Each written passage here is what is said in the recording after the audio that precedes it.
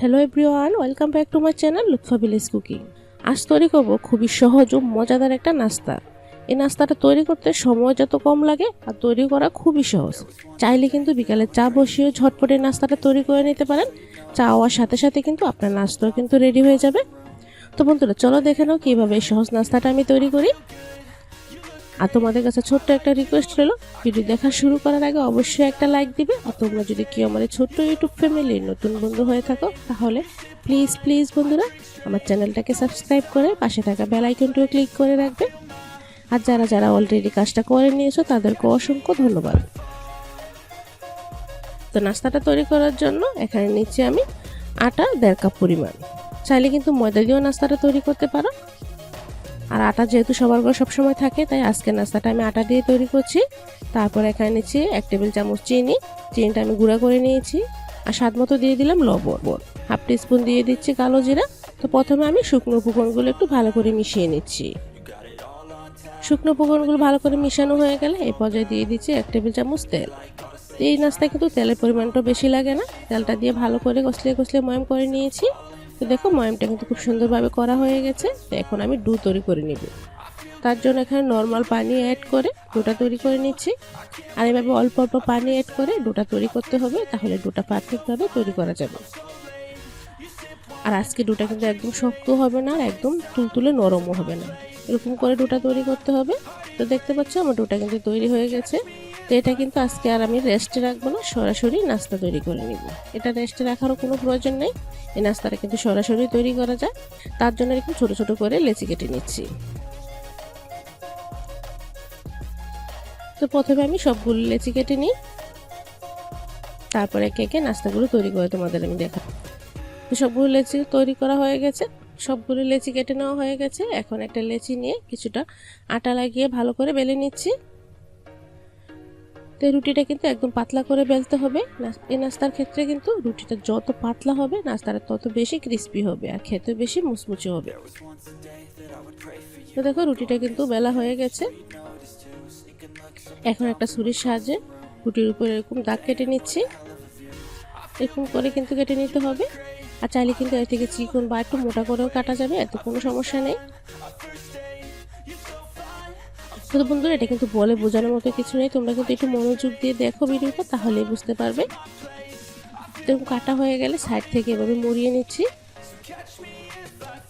তো মুড়িয়ে কিন্তু দুটো সাইডের মাথার অংশটা এবার ভালো করে চেপে দিতে হবে, তাহলে খুব সুন্দরভাবে জুড়ে যাবে।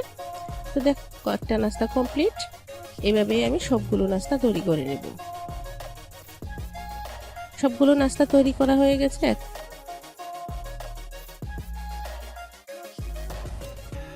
এখন আমি চুলায় তেল বসিয়ে দিলাম ভাজার জন্য। আর তেলটা একটু হালকা গরম থাকা অবস্থায় কিন্তু আমি নাস্তাগুলো দিয়ে দিচ্ছি ভাজার জন্য।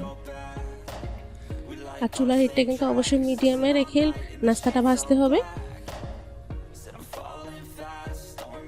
আর বন্ধুরা, তোমরা যদি আর অন্যরকম কোনো রকম রেসিপি দেখতে চাও, তাহলে কিন্তু অবশ্যই আমাকে কমেন্ট করে জানাতে পারো। আমি কিন্তু অবশ্যই চেষ্টা করবো তোমাদের রেসিপিগুলো দেখানোর।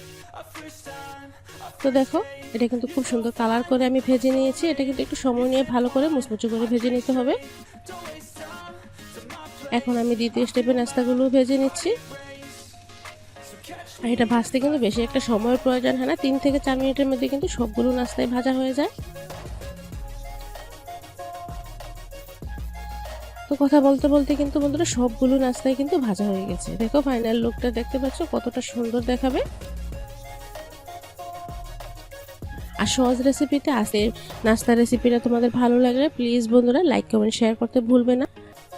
তো নাস্তাটা তৈরি করার জন্য প্রথমে একটা চুলায় প্যান বসিয়ে 1 টেবিল চামচ রান্নার তেল দিয়ে নিলাম। তেলটা ভালোভাবে গরম হয়ে এলে দিয়ে দিচ্ছি স্বাদ মতো কাঁচামরিচ কুচি আর 2-3 কোয়া রসুনটা একদম চিকন করে কেটেছি। তো বন্ধুরা, এখানে আমি বলে দিই, যারা রসুন বা পেঁয়াজ রসুন খেতে চান না, তারা এটা স্কিপ করে সামান্য একটু জিরা ফোড়ন দিলেও পারেন। তো যখন রসুনের কাঁচা গন্ধটা চলে যাবে, এই পর্যায়ে দিয়ে দিব 2 চামচ পরিমাণ সাদা তেল। তেলটাকে এখন ভালো করে একটু ভেজে নিতে হবে। তবে তেলটা দিতে অবশ্যই হবে, তেলটা না দিলে কিন্তু পারফেক্ট টেস্টটা পাবেন না। তেলটা যখন ভালোভাবে ভাজা হয়ে যাবে, তখন এখানে বাটি মেপে আমি 2 বাটি পরিমাণ পানি দিয়ে দিচ্ছি। তো পানিটা দেওয়া হয়ে গেলে এখন ভালো করে একটু মিশিয়ে নিব। পানিটা দিয়ে মিশানো হয়ে গেছে। এখন একে একে সব উপকরণগুলো আমি অ্যাড করে দিচ্ছি। প্রথমে দিয়ে দিলাম স্বাদ মতো লবণ,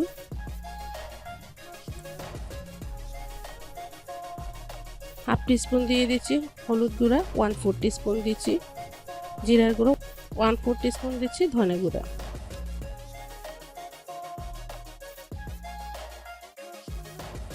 আর দিয়েছি সামান্য পরিমাণ ধনেপাতা কুচি। তো এখন ভালো করে ফুটে ওঠা পর্যন্ত একটু অপেক্ষা করব।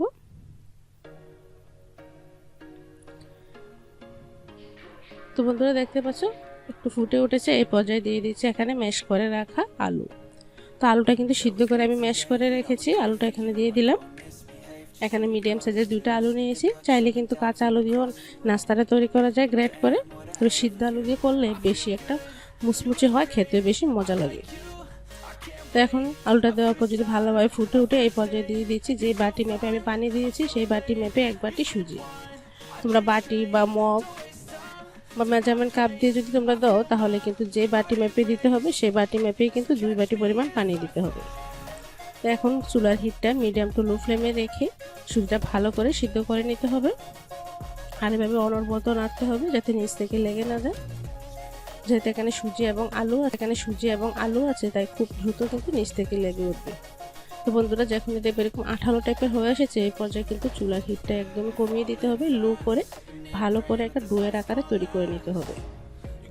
আর এইভাবে অনবরত নাড়তে হবে। তো বন্ধুরা অবশ্যই চুলার হিটটা মেনটেন করবে, তাহলে হলে কিন্তু নিচ থেকে লেগে যাবে, এতে করে নাস্তার টেস্টটা একদমই নষ্ট হয়ে যাবে। এটা কিন্তু মোটামুটি ডোয়ের আকারে তৈরি হয়ে গেছে। এখন এটাকে আমি নামিয়ে নিব। নামিয়ে একটা বলে ঢেলে নিচ্ছি। ঢেলে খুব সুন্দর করে ছড়িয়ে দিচ্ছি যাতে খুব দ্রুত ঠান্ডা হয়ে যায়।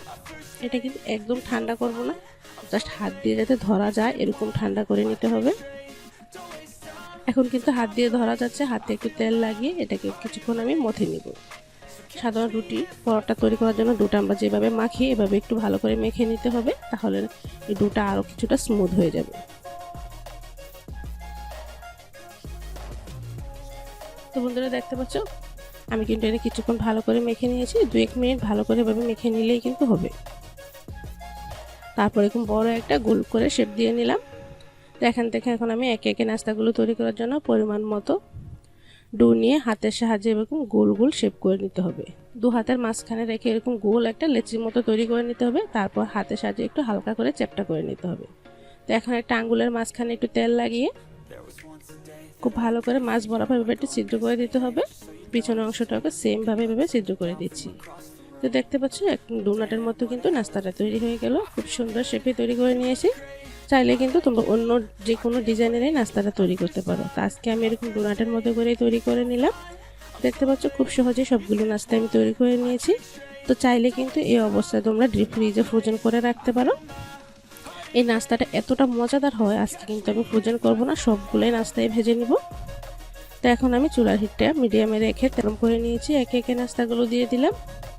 আর নাস্তাটা কিন্তু প্রথমে কিন্তু নাড়াচাড়া করা যাবে না, যখনই দেখবে এক সাইডে একটু কালার চলে এসেছে তখনই কিন্তু এটা উল্টিয়ে দিতে হবে। আর অবশ্যই চুলার হিটটা কিন্তু মিডিয়ামে রেখে নাস্তাটা ভাজতে হবে। একদম লো আছে কিন্তু এই নাস্তাটা কোনোভাবেই ভাজা যাবে না, তাহলে কিন্তু সুজির যেহেতু নাস্তা এটা ফেটে যেতে পারে, এতে করে ভিতরে অনেকটাই তেল ঢুকে অনেকটাই তেল নষ্ট হবে। তাই চুলার হিটটা অবশ্যই মিডিয়ামে রেখে নাস্তাগুলো ভাজতে হবে। তো নাস্তাগুলো উল্টে পাল্টে একটু ক্রিস্পি করে আমি ভেজে নিয়েছি। এখন একটা স্ট্রেনারের সাহায্যে তুলে নিচ্ছি।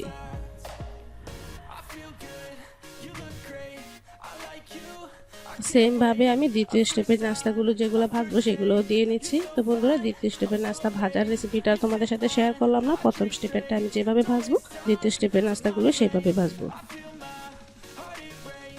যদি শেয়ার করি তাহলে কিন্তু ভিডিওটা অনেকটাই বড় হয়ে যাবে। তো দেখো সবগুলো নাস্তায় ভাজা হয়ে গেছে। এখন পরিবেশন করে নিলাম সসের সাথে। দেখতে যে কতটা সুন্দর দেখাচ্ছে, এটা কিন্তু বাসায় মেহমান আসলে ঝটপট তৈরি করতে পারো। তো আশা করছি আজকে সহজ নাস্তার রেসিপিটা তোমাদের ভালো লেগেছে। ভালো লাগলে বন্ধুরা লাইক কমেন্ট শেয়ার করতে ভুলবে না। আর অবশ্যই আমার চ্যানেলটা সাবস্ক্রাইব করা না থাকলে সাবস্ক্রাইব করে রাখতে পারো। তো আজ এখানে শেষ করছি, নেক্সট ভিডিওতে আবারও দেখা হবে। সে পর্যন্ত সবাই ভালো থাকো, সুস্থ থাকো। আল্লাহ হাফেজ, আসসালামু আলাইকুম।